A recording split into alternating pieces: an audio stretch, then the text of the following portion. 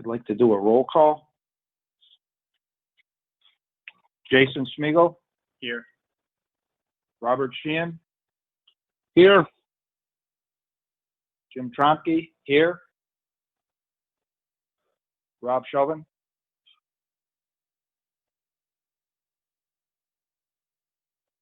Rob Chauvin? Lillian Camus?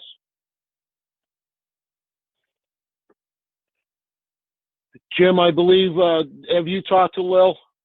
Yes, I did, but I was just doing the roll call, so I didn't. Okay. I knew she was Gotcha. going to be here.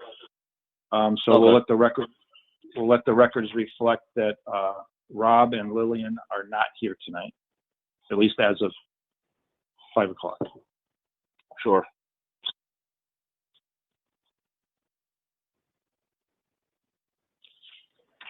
Okay. That being said, I think we should skip right over the minutes. Yep. Review billing. Let me see what we got here.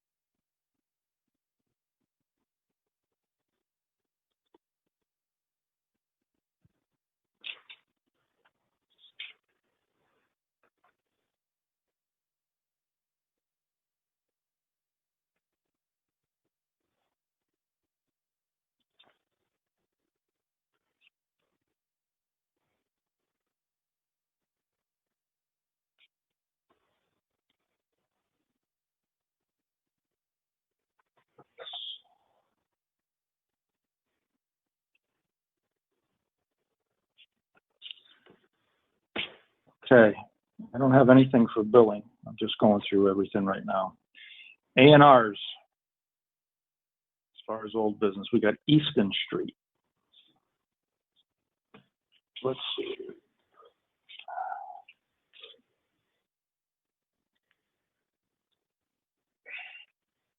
What's this one? What's this here?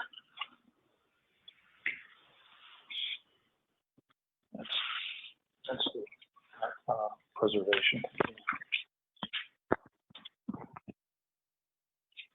Oh, this one's for, okay.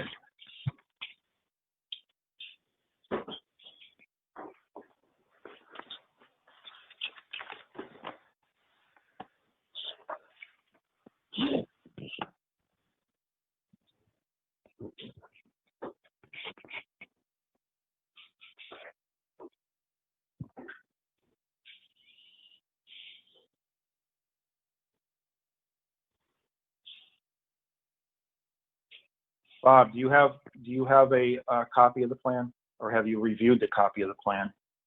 Yes, I have. Yes, I do, and yes, I have. They were sent electronically after our last meeting. That was the hiccup that we had at the last meeting. We didn't have a legible copy to review in our hand.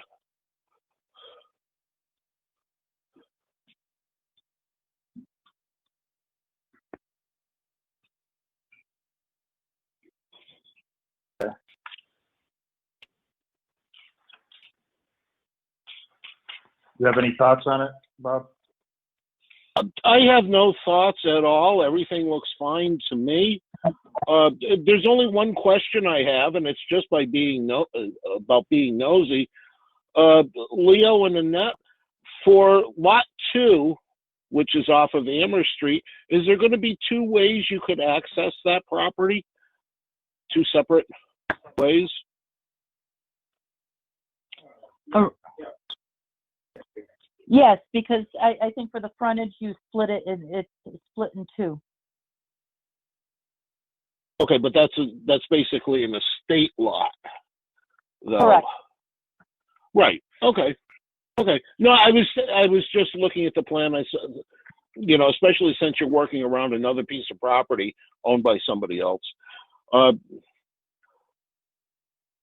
have no problem. Okay. I have no. Seeing you brought it up, Lot 2 has 6.46 acres with two frontages.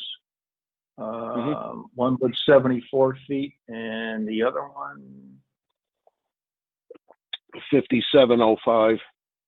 5705. So that could be at a future date if they wanted to. That could be potentially two different estate lots.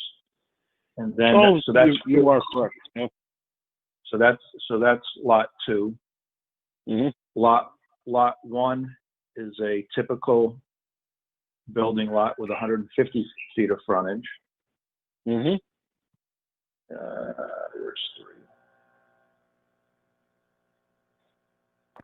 3. Lot 3 is 13.69 acres with it's like 200 plus acres or square. No. A little over. Jim, it's 164.81 feet of frontage on Easton Street. Okay. Lot 4 has 150 feet of frontage with 40,000 square feet. Yep. Lot 5 has 3.96 acres with 40 feet of frontage. Also, Lot 3 has an additional 40 feet of frontage. Right. And then Lot 6, 154 feet of frontage with 49 or 41,000 plus square feet. 6. Is that all we have? 6? Yes, That's and then all. that parcel that just goes over to Wierenski's.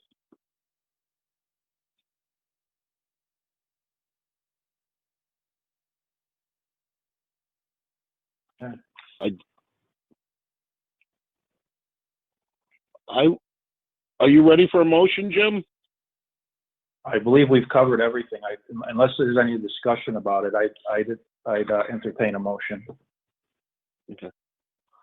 I'll make a motion that we approve the A&R for Leo Fugler. Let me get here to a point. Let's see if we've got a dated on June 30th, 2020,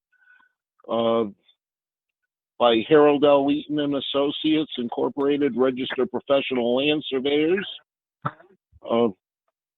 That's my motion. Okay. Do we have a second? Jason Smeagol, second. Do we have any discussion?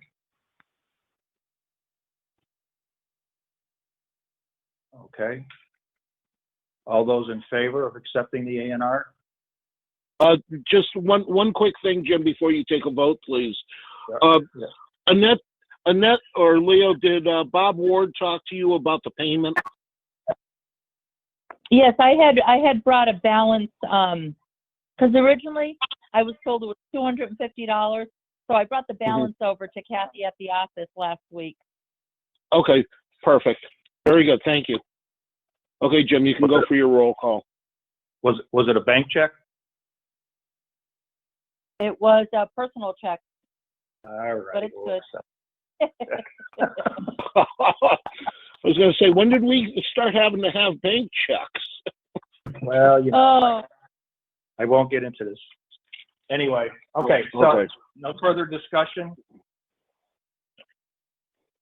All in favor? Bob Sheehan, Aye. Jason Smigiel, Aye. Jim Tromke, aye.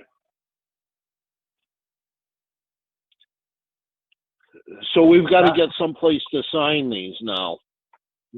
Jason and I will sign them tonight.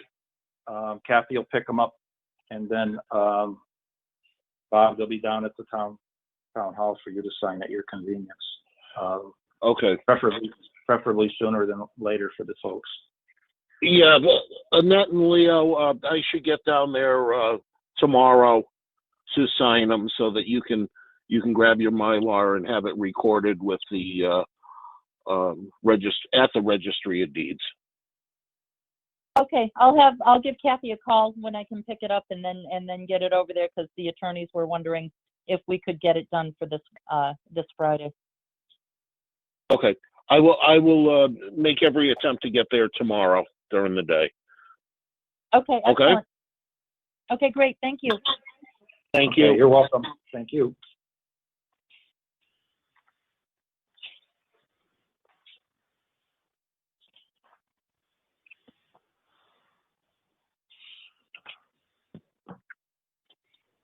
Okay, A&R Carver Street. Mr. Chair, I think you're going to have to wait on that. I'm going to have to recuse myself. Okay.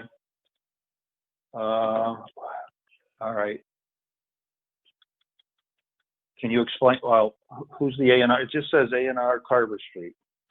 It's for Alan Kotowitz and the Shalowski family. All right, so you're recusing yourself. Yep. For that one. Okay.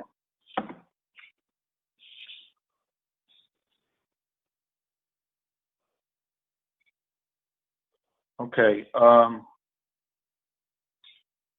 Let's, unless there's an objection, I'd like to skip the DLTA grant scope clarification, which I'm sure Ken will be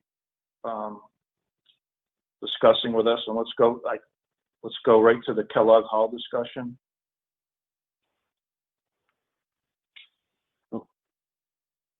Okay. I'm good with that. Okay. Okay, so they have an application in.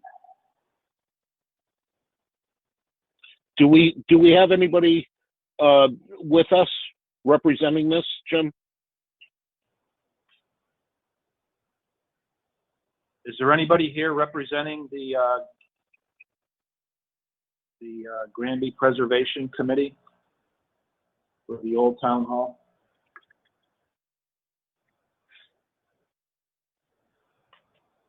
I guess not.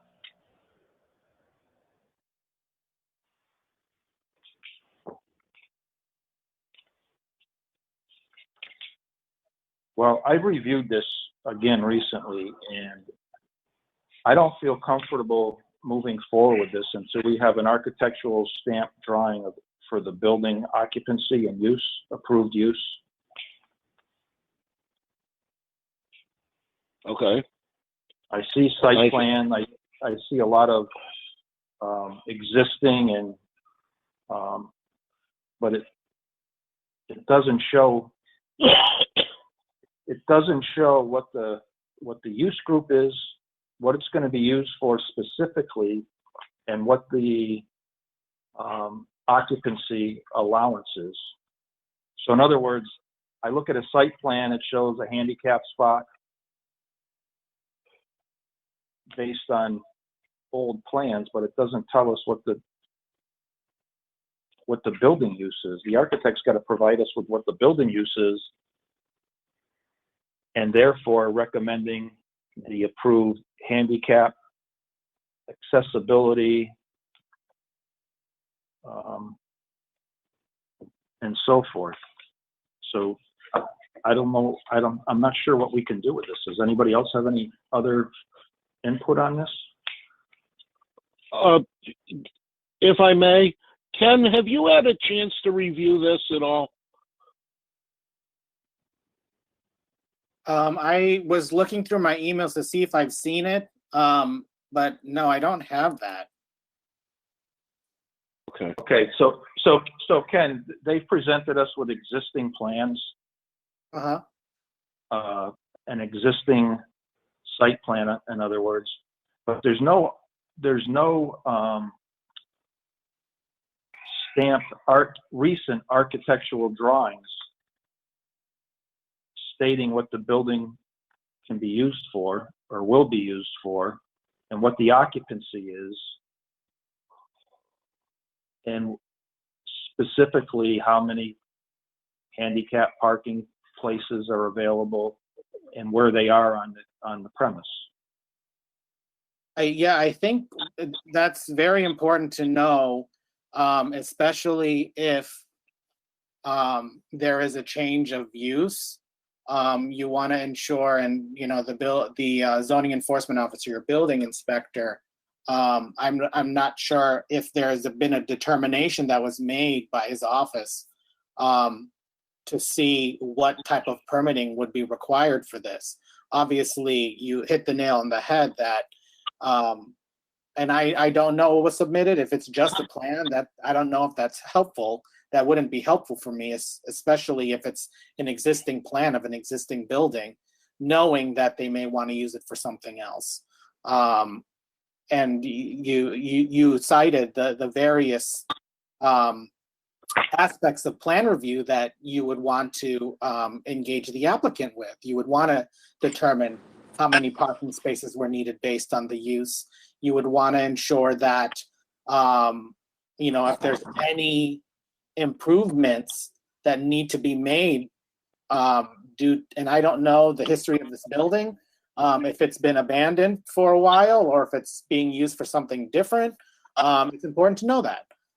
So I'm not sure if there was a narrative attached to it, but that would be very helpful to understand what exactly they're looking at trying to accomplish. Well, to my knowledge, the building was built and used as for municipal use. It has had temporary certificates issued to it for various functions, I believe. Mm-hmm. I'm not sure how that worked or works, or if that's not a true statement even. But I do know, in fact, it was built and used as a municipal building, and has, to our knowledge, nothing's come before us until this application, and I don't think there's enough information to make a decision one way or the other. So to your point, Well, not only, Jim, with what you're addressing, but we have no stormwater management details or anything like that. Ken, basically what we have is a site plan showing contours, parking spaces, where some trees are located, the footprint of the building, and property lines. That's pretty much all we have. Yeah, But I'm not quite sure that you're able to make any determination based on that. I'm sorry, could you say that again, please? I was just saying that I'm not quite sure that you'd be able to make any determination. I don't know what the ask of the planning board is. It's one thing to submit a site plan, but if there is a request for something that the planning board has to ask, that an applicant needs to ask the planning board for a zoning relief, that's important to know. So if there's more information that needs to be collected, I think that's probably what I would suggest to the board, is that working with whoever from the Granby Preservation Society to submit either a narrative or an application if there is some sort of permit that needs to be filed with the planning board. Well, Can I hang on, Bob. Let me just, Sure. so we have an application before us. Okay. And in my opinion, it's incomplete because there's no up-to-date information. It's just basically stating existing conditions, and we don't know what to apply it to. So I would ask, after Bob or Jason makes any statements, that you draft up a letter for us to send to them saying that this is incomplete. We would require additional information from a professional architect stating what the building can legally be used for as is or with improvements. I mean, if they plan on making improvements to meet whatever, that's fine too, but we need to know what the plan is so that we can approve with conditions, potentially approve with conditions once we know what the use is. So go ahead, Bob. I just wanted to ask, basically I'm asking Ken to send out a letter. Well, I just sent the email of the plan to Ken, so he can take a look at it at his convenience. Yes, thank you. Once I receive it, I'll be able to figure out, I guess, what the ask is. But I think what's also important to note is, it's one thing to ask for assistance from me for a determination or something that should be requested of the applicant on behalf of the planning board. But if a determination needs to be made regarding zoning and what needs to be submitted for an application or for the ability to use the building in the way that the applicant wants, some sort of determination or correspondence should be happening also with the zoning enforcement officer. And I'm not sure if that's occurred yet. I don't believe it has, and that's what I'm recommending, is that Okay. You review it and then put a letter together for us for signature. Okay. For a vote and then a signature if the board decides to do so, to send it off to them so they know what they need to provide us in order for us to act on their application.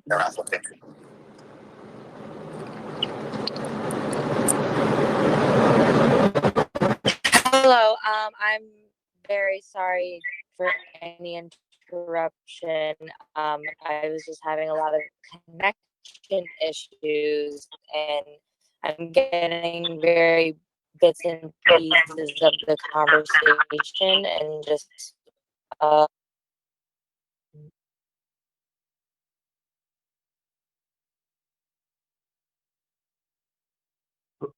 Who is this that just spoke?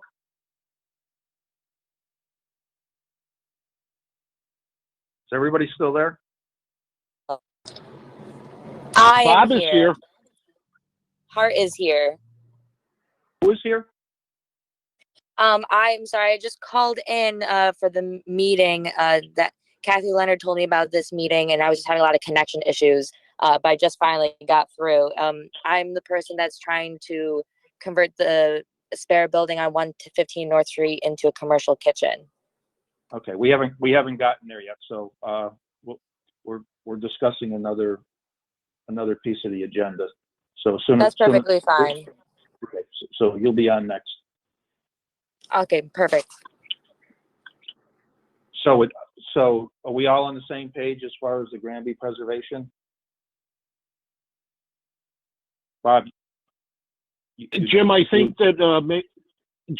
maybe we should let Ken take a look at it. And, or is that the way you're talking about proceeding?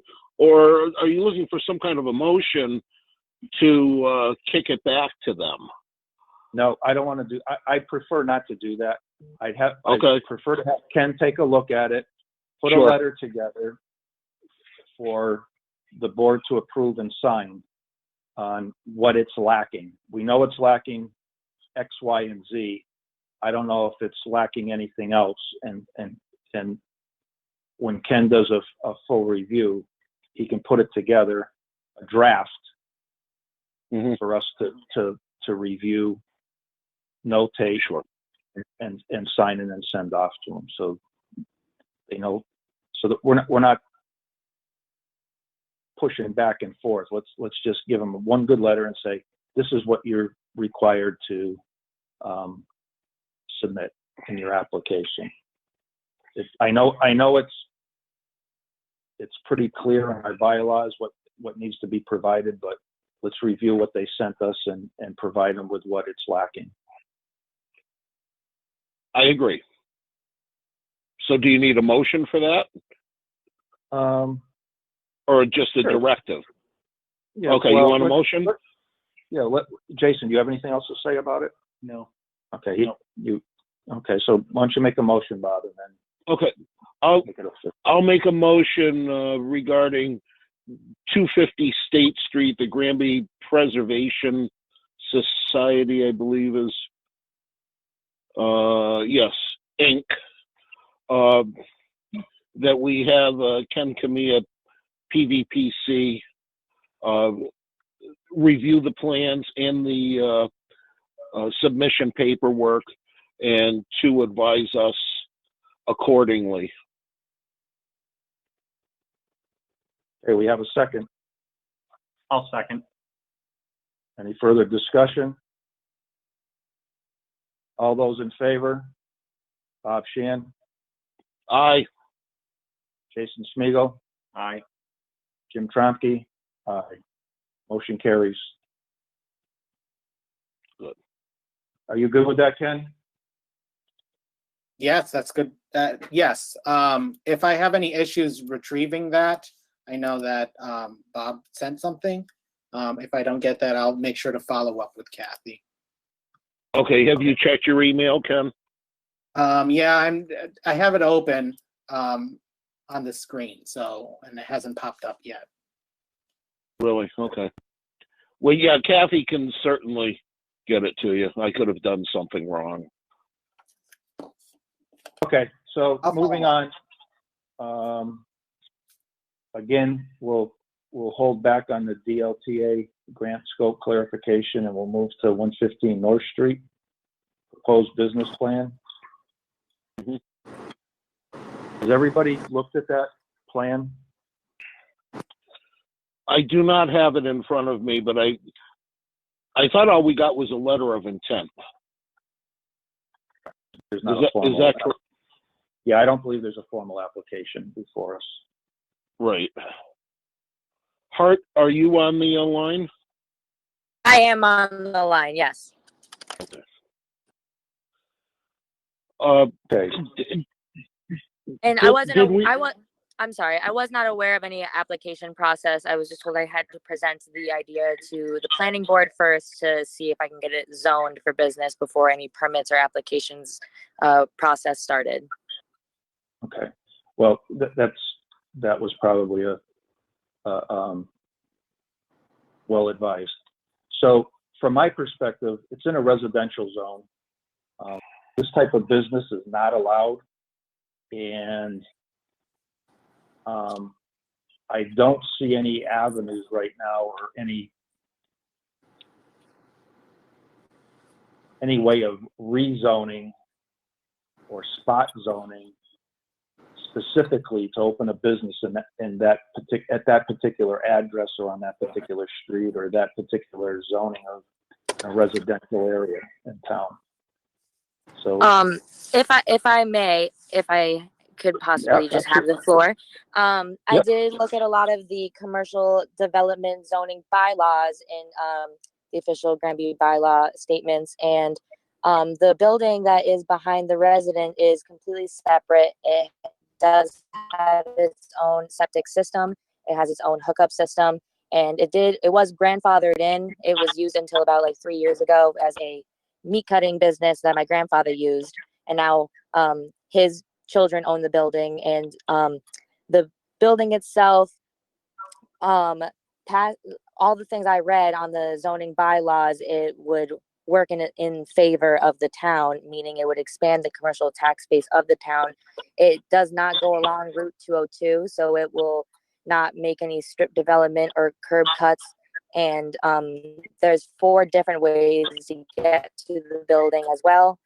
And the building's behind the residence, so it wouldn't be an eyesore. It wouldn't be kind of like, it's already like built as a kitchen, really. It has a walk-in fridge and has plumbing and has its own septic system once again. And it's kind of hidden behind the building. It's separate from the actual residence. So I know it's not very much like, oh, there's not a law that allows it, but there's also all the laws that are in place. It does, in a sense, pass those like regulations.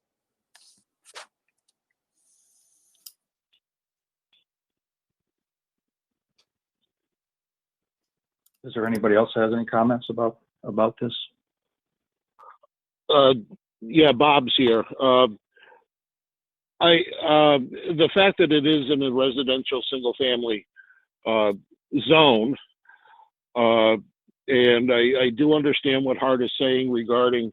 I believe she said her grandfather operated it as a deer packaging operation. However, it just doesn't fit the zone that it's in. For a food service. And I think that we, again, and Ken, I hate to keep throwing you under the bus. Did we ask you to take a look at that as well? Yes, you did. I sent that to Lil prior to the last meeting. I'm not sure if that ended up getting to you. There was a memo that was provided to the board prior to the previous meeting. I'm not sure if you guys have seen it, but I can go ahead and read my memo to the board. Would please. Okay. For those that haven't seen it. So what I'll say to describe this document is that it is a memo to the board with the supplement information from Ms. Moser's business plan and the photos that she provided. And then what I also was able to pull was the original Board of Appeals variance that was issued for the property in 1992. Part of this application, or part of this memo to the board. So I'll go ahead and start reading it. I've reviewed the Granby zoning bylaw with regards to the 115 North Street business plan submitted to the board. As with all zoning determinations, the zoning enforcement officer should provide the official determination and documentation of correspondence with regards to zoning conformity within the town. The location, the subject parcel is located at 115 North Street. The zoning, this parcel is in the residential single-family units zoning district. The proposed use per the business plan that was provided, an existing accessory structure in total of 300 square feet is present in the back of the parcel equipped with access to a septic tank.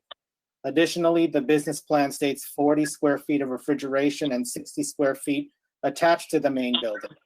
I also, in this memo, provided an image from Google Maps that showed the accessory buildings behind the main residential building.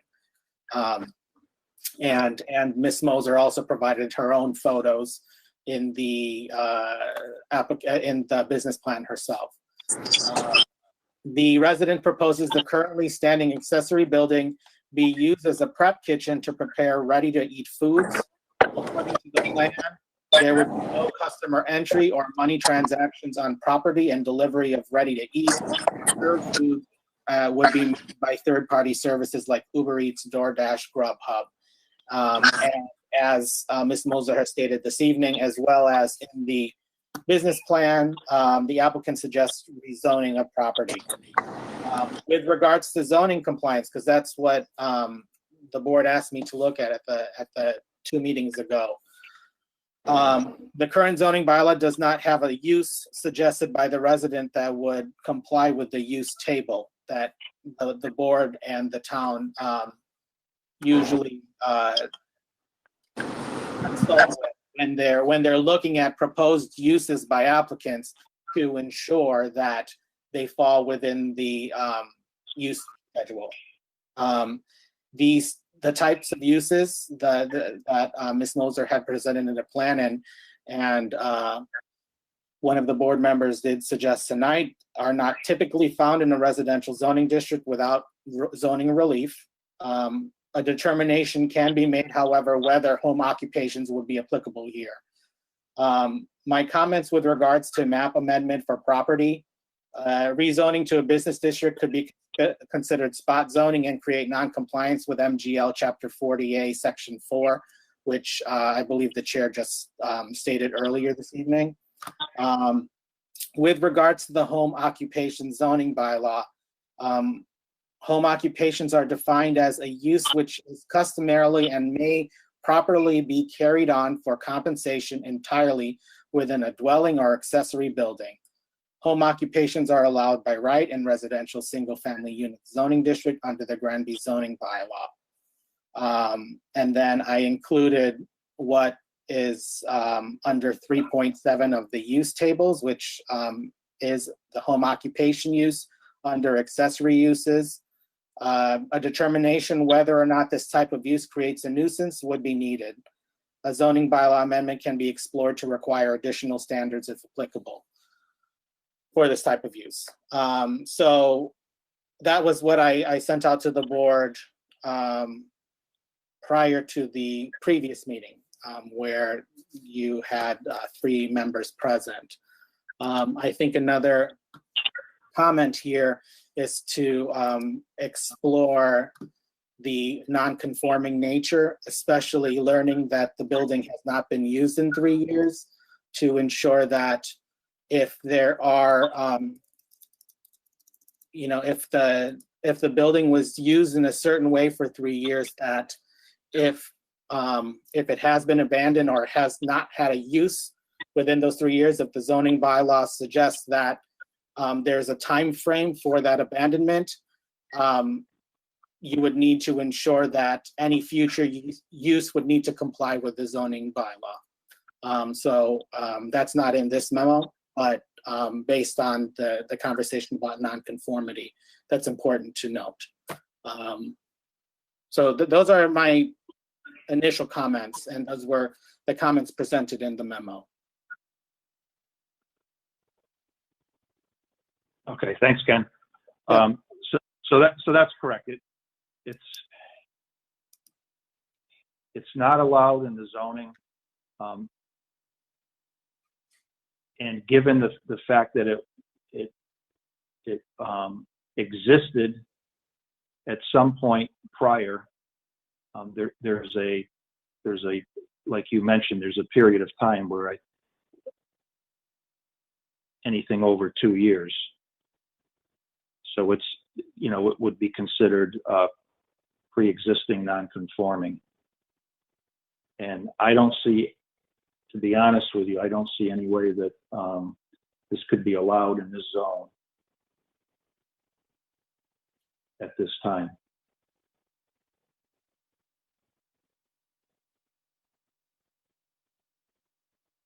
Just based on what I know and your review, Ken.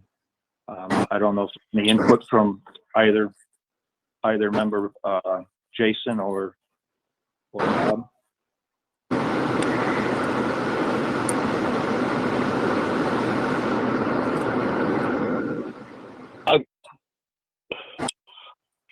I would agree, Jim, with your synopsis as well as what Ken had said.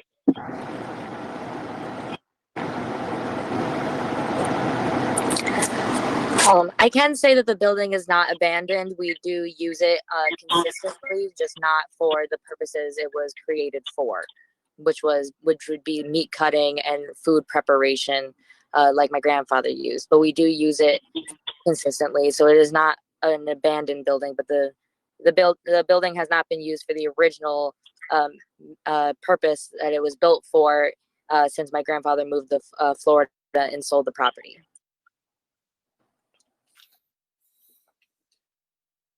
Understood.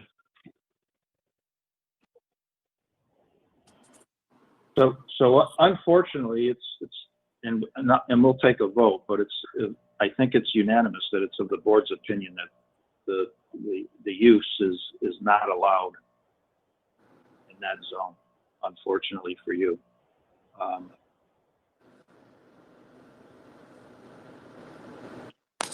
And quite frankly, even if at this point in time, even if it was allowed, because of the lapse of use, we have insufficient information on permitting it based on not having goes right back to the last conversation we had about the Granby the old town hall, Granby Preservation Society. There's not enough information for us to even review it, even if it were allowed in that zone. So I guess what I would recommend is that we take a vote tonight so that you can go away knowing the board's stance on your request. So basically, I'm looking for a motion.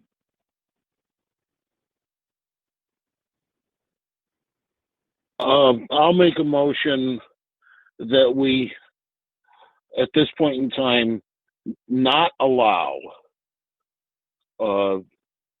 the property at 115 North Street to be used in its proposed sense. The use proposed by the applicant. That was kind of choppy, but I think it gets the point across. Yeah, it does. Unfortunately, it's not something that can be allowed in this zone, and I would agree with the motion. So if we have a second. I'll second. Any further discussion? Any further comments by applicant or consultant?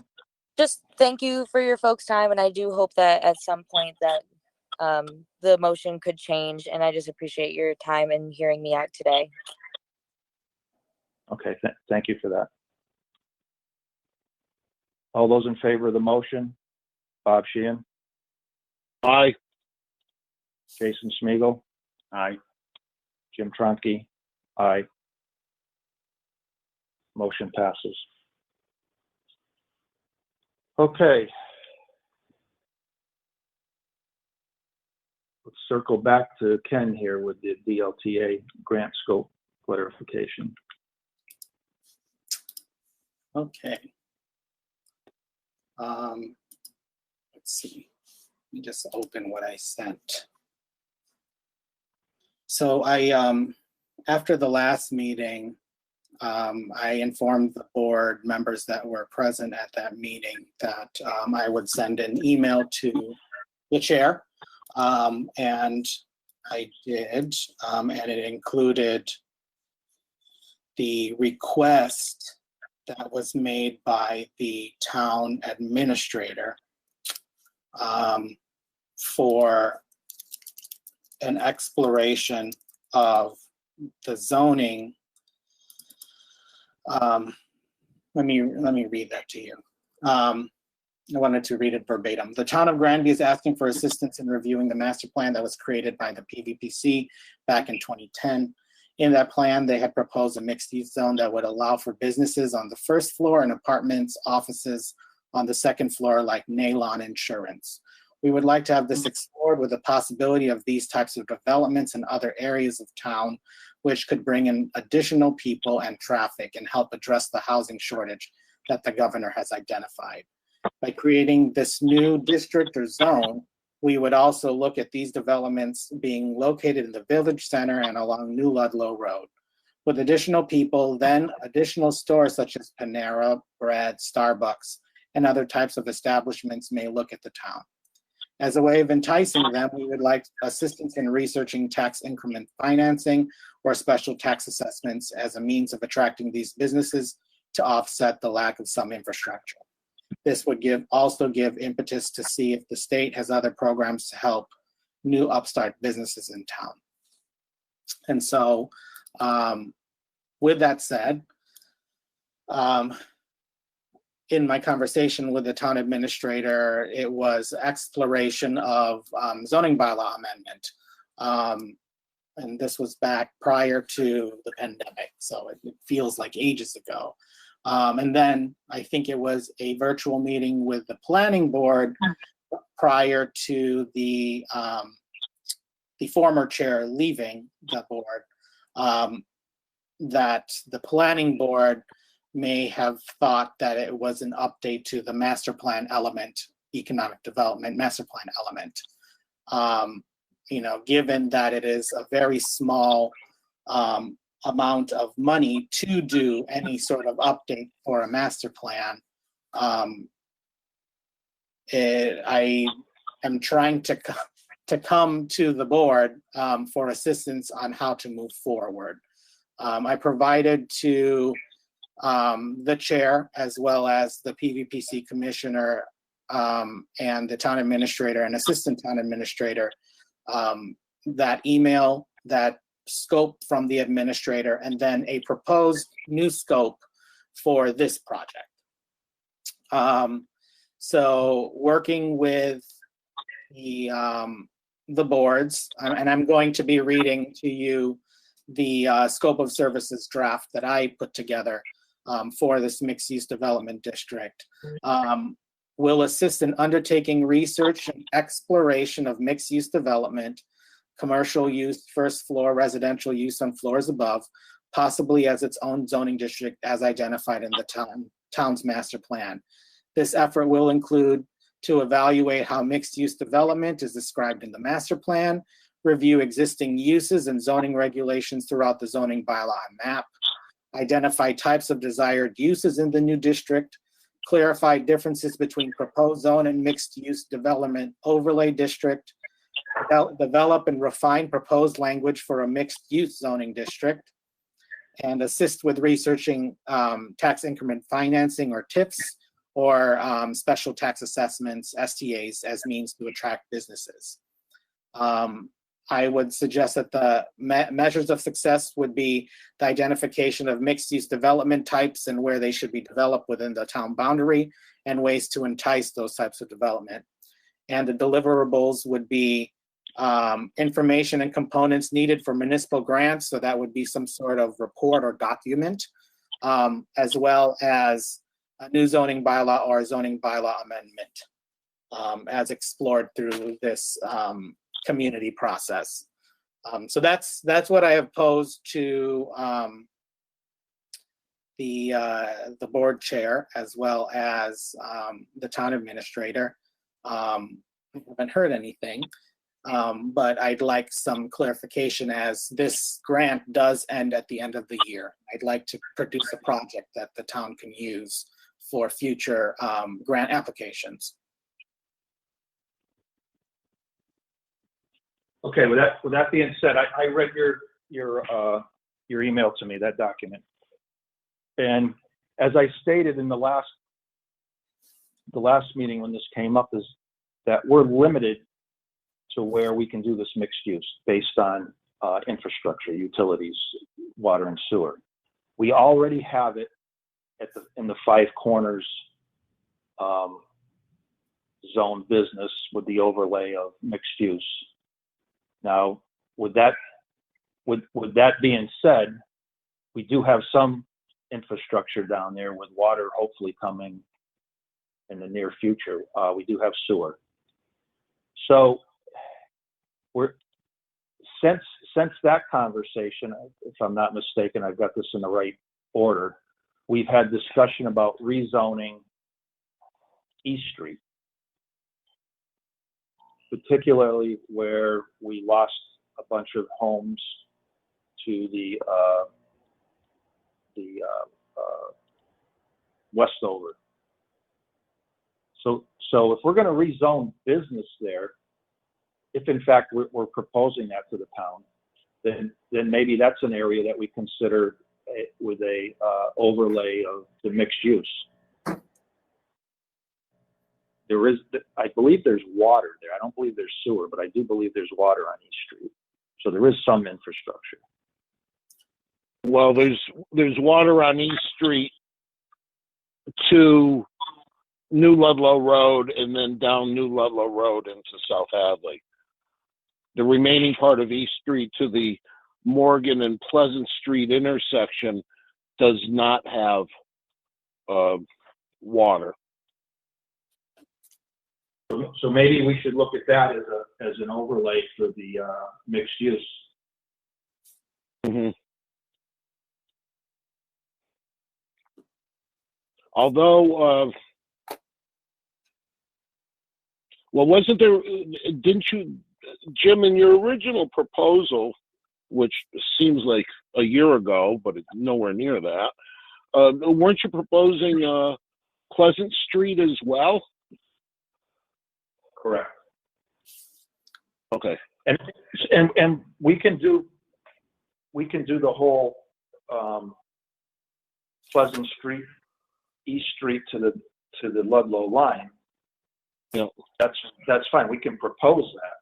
We're going to do it, I think we discussed doing it in two different phases or two different articles, two different zones, two different sections. So, I'm okay with that. But I'm just saying that to address the town administrator's inquiry, if you will, and the grant, that we could look at that area. I don't know of any other areas in town that are zone business that it would apply to.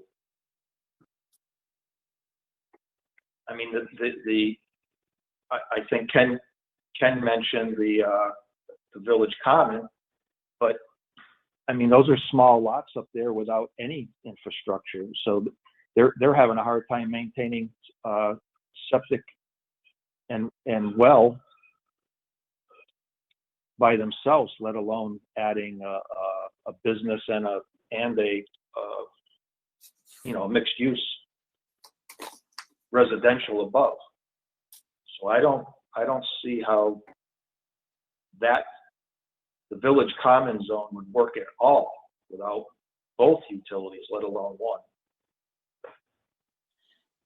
I think that, through providing this report, we would examine that. And I think you bring up a great point regarding the availability of infrastructure being in certain parts of town that would support the types of businesses that the town administrator had suggested. So whether or not tax increment financing or special tax assessments and the ability of those types of discussions that would be happening at the town level, if that would help support certain businesses coming to the town in those various areas. I think stating clearly the availability of where town infrastructure, where central water and sewer currently are located, would be important to know in this document that you would share, and that would be helpful to supplement your master plan. That the town has identified, has done a current inventory of where these resources are, and then does an analysis of how apt these various locations can be to support the types of businesses that the administrator had suggested to look at. So yeah, I think that addresses that, or that would address, this report would address where this type of infrastructure can lie. I think one of the biggest things that I hope to come out of this process, specifically out of this meeting, is to determine the next steps, whether or not that's meeting with the planning board to convene and discuss these items through, and work with the planning board as you explore this, or if it's worthwhile to include the Economic Development Committee, as this is a discussion about economic development. And so I look at the town to see how they want to navigate that. I'm happy to, and I feel like these meetings probably should happen outside of the planning board meeting, to allow for participation by town staff / those that are volunteers. You're referring to the Economic Development Committee? Correct. Or the planning board. I don't know if it's been determined, who would be assisting with this effort. Either way, both committees, both the planning board and the Economic Development Committee would probably have some say in what the results of this report are, as far as they would be responsible parties to ensure that either a zoning bylaw amendment be explored or a map be changed, and then the Economic Development Committee to discuss the incentives for bringing certain businesses to town, and exploring those various means of attracting the businesses, like tax increment financing and STAs, and that's usually discussed at the Economic Development Committee setting. Okay, Jay, or Ken. So with that being said, we've had that discussion on the Economic Development Committee about specifically what we could do to entice, not necessarily mixed use, but additional business in town with incentives. And we've reached out to the town assessors as well. So I'm fine with that discussion. Okay. If you want to set up either a joint meeting or a solo meeting and be the go-between, it would probably be better off to do a separate meeting with the Economic Development Committee. Okay. Only because of this COVID logistics. It's hard to do this with one board, let alone, unless you feel you can carry it out that way. That it's getting more and more difficult, I think. We've had four canceled meetings since our last meeting, I believe, maybe more. The EDC? Yes. Okay. And mostly because of lack of information. Okay.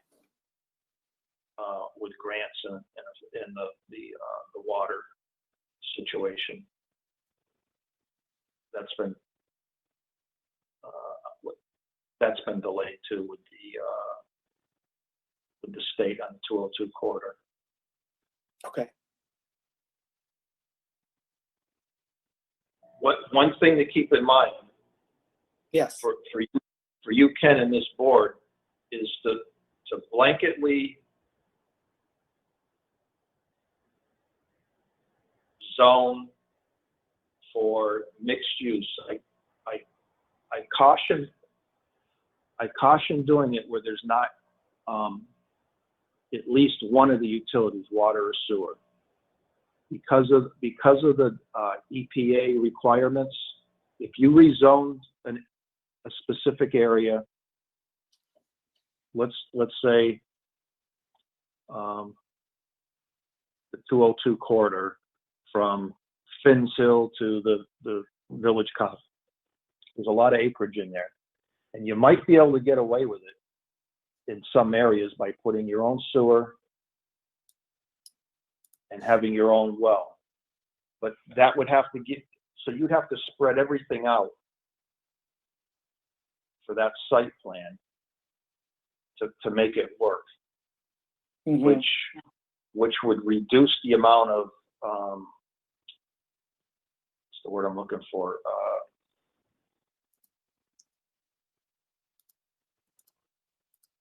You'd be using up too much land to make it work under current conditions without the utilities.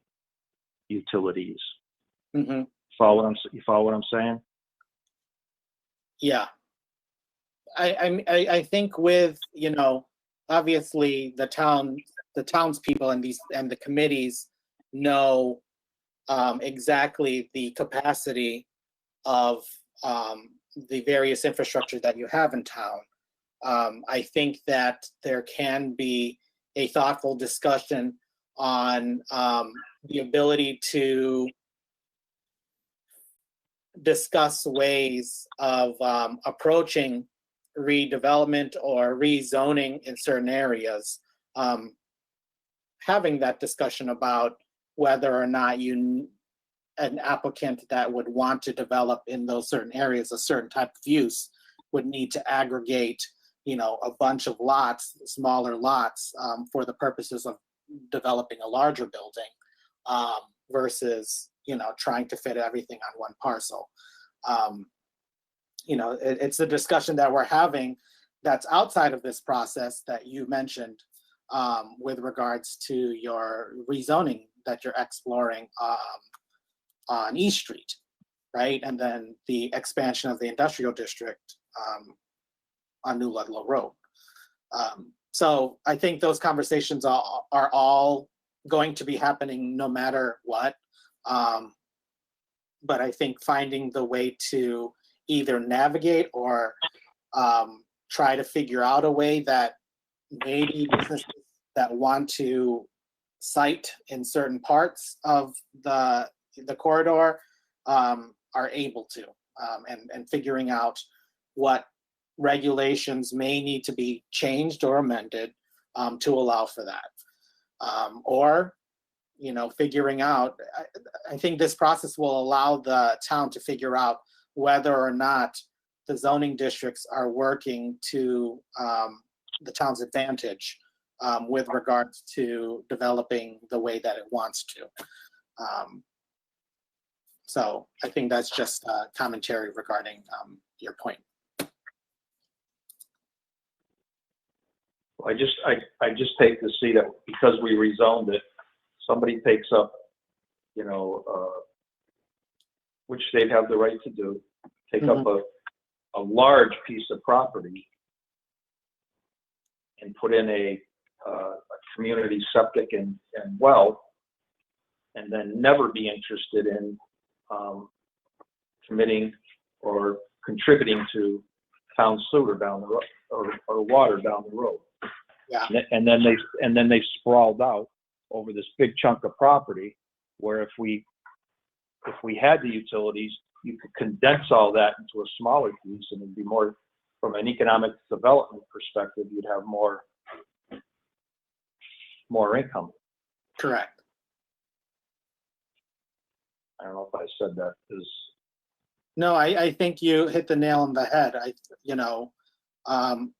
Understanding the community's wants for certain parts, and that's why you've zoned certain areas the way you have. And understanding future developers of these larger parcels. What mechanism is there for them to connect to the town, the town infrastructure? That's also an important conversation with regards to this report. So, I think the various aspects of that type of development and the needs for those developers in connecting to the infrastructure would be explored in this conversation, as well as many of the negative ramifications that could occur.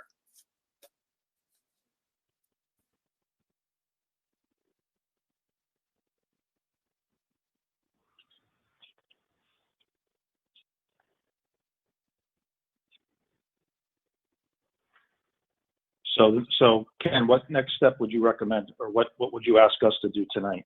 So As a board. maybe not necessarily. I think maybe working with you, Jim, with regards to convening an initial meeting. Whether or not this committee is made of just the Economic Development Committee, I think if you happen to be on the Economic Development Committee and maybe another board member who may volunteer to also sit on that, having a a membership of planning board members in that discussion would be helpful for this. So convening an initial meeting to go over products and expectations, understanding that we really have until December 31st to produce something. So okay, so let's just do a joint meeting then. Okay. And do it that way, Ken. Okay. Pointing, that's just, there's only 3 of us here tonight to move this on. Let's just do a joint meeting. Okay. Those that can attend, hopefully we have a quorum on both committees.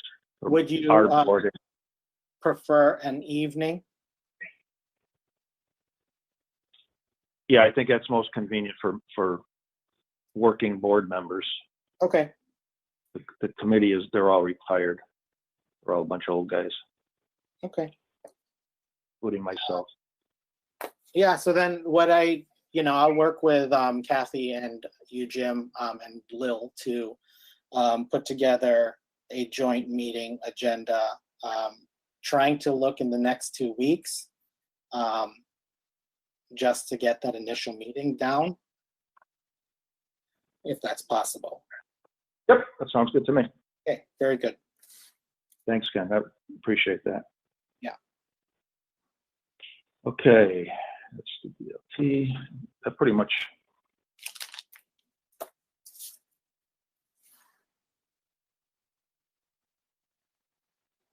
Okay, before me I have a letter for me to sign. I'll just read it real quick. Granby Planning Board at their meeting on July 28, 2020, voted 4-0 with Robert Sheehan Jr. abstaining to approve Alan Catala's request dated June 24th, 2020 to extend the date of the commencing of the completion of the construction of Cape Pine Estates Phase 2 for 1 year in accordance with the requirements and the conditions 21 and 23 of the definitive subdivision plan approval. The planning board's vote approving this extension is duly recorded in the minutes of their July 28th, 2020 meeting. So I've got this before me. I'm going to sign this. I don't need a vote. We've already voted. What else do we have? Ken, do you have anything else for us?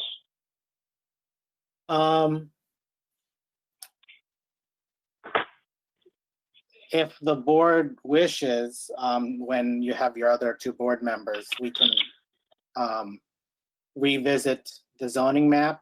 I now have the ability to share the screen, so knowing that you guys are in early voting at the moment, when the ability to maybe share the screen and you as board members able to view it in the old library on that large screen TV, I think maybe we can continue that discussion for the next time. Okay. I think because I think it is difficult to, talk about a map when we're not, I can only be as descriptive as I can. Let's just say that. Yep. I get it. I can appreciate that. And Ken, just so you know, I don't know if we've had this discussion or not, but we can pick away at this Mm-hmm. at our convenience, but we can't have a hearing prior, 6 weeks prior to a town meeting. Okay. So with that being said, because of this COVID, there's no scheduled time right now to have a town meeting, given the expense and the difficulty of holding one. So Okay. I've been told that, Any bylaw amendments are shelved at the moment. correct. Okay. It doesn't mean we can't work on it at our leisure. Yeah. To get things in place, but we can't hold a hearing. We can't formalize anything other than internal board discussions and votes. But we can't do anything with the public until we get the green light from the town administrator. Very good. So just to give you a heads up, there's not a big rush or a big push to move this forward. Okay, that's good to know. I know, Mr. Chair, you said something, and we mentioned this at the last meeting with regards to the site plan for a sign, Dunkin' Donuts. Yes. I You know- came up empty. Lil's come up empty. We can't find the original decision for some reason. Yeah. So with that being said, the town code enforcement officer, building inspector, is going to have to come up with his own decision on it. Yeah. Well, from what I understand and what Lil had shared with me was that the board acted to deny a special permit in 2016. Is it for the same parcel and same business that is looking to see if they can get a sign? Am I reading that correctly? No, if I remember correctly, it was the same building, but it was this is for Verizon. The one we denied was for Dunkin' Donuts. Okay.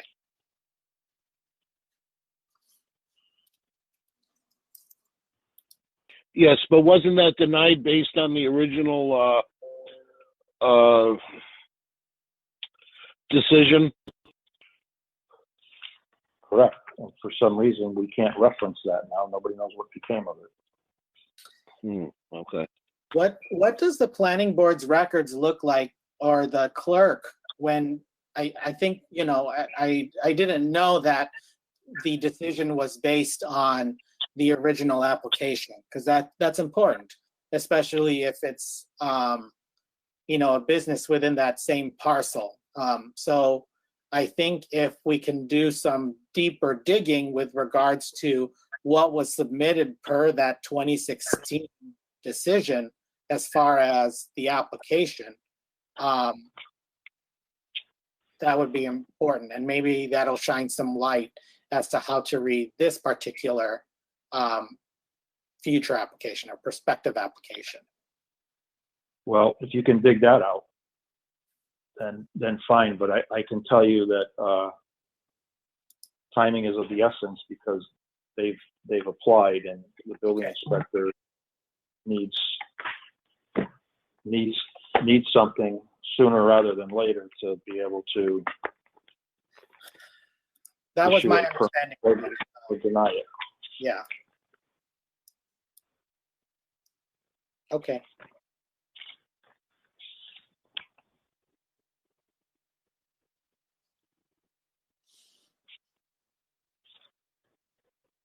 I'm just going through the information I've got here from Kathy to see if there's anything else we need to look at.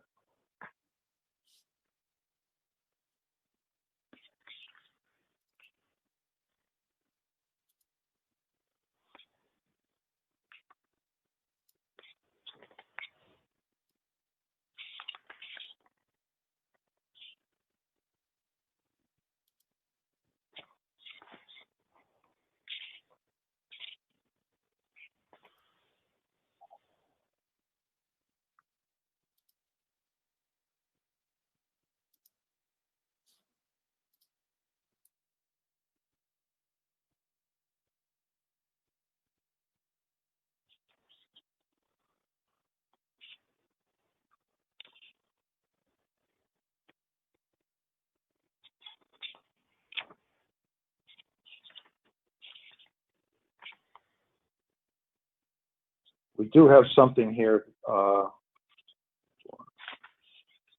I think we need some more information. It's about a parcel coming out of Chapter 61A. Part of the, off Kendall Street, Bob. Okay. And the Town Land Review Committee, which I also sit on, voted to allow it to come out of 61A. The town has no use for it.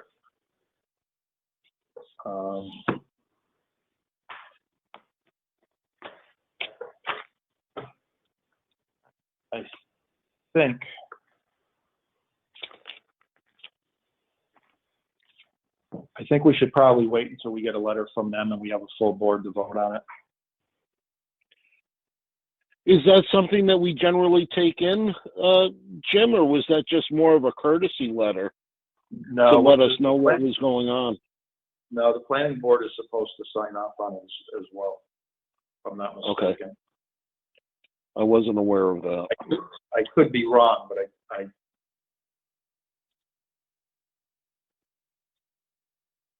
you know which parcel I'm talking about?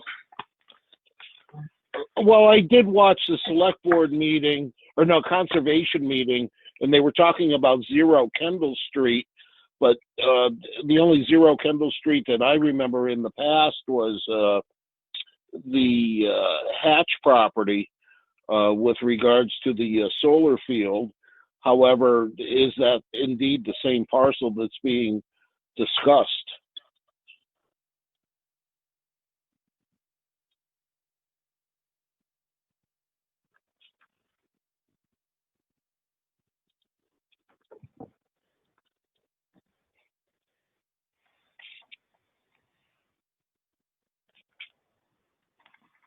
Is there a name of the party on that letter, Jim, who is making the request to remove from 61A?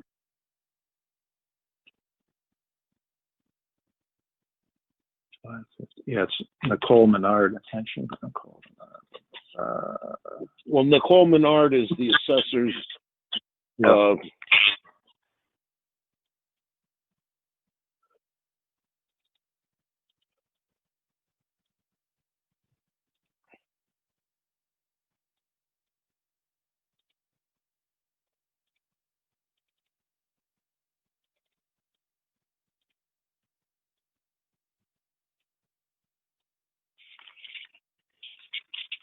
I may be confusing this with another piece, Bob.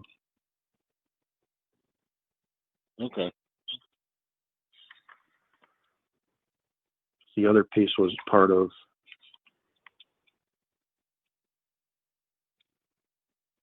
This is 15 point something acres. Yeah. Okay, that's behind the, on Kendall Street. Right behind, there's a garage there. What was that garage? I think this is Lavoie's property. Yeah, it's right behind the woods. Oh, okay. It's not the parcel you're referring to with the solar. Okay.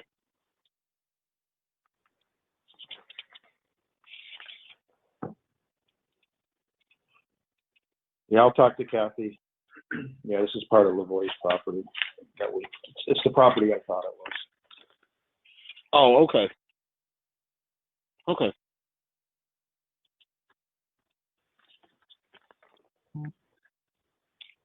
Okay, I think we've gone to hit everything on the agenda.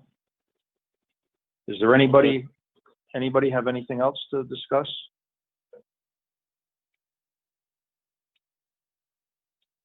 Are there any non-board members that would like to bring anything up?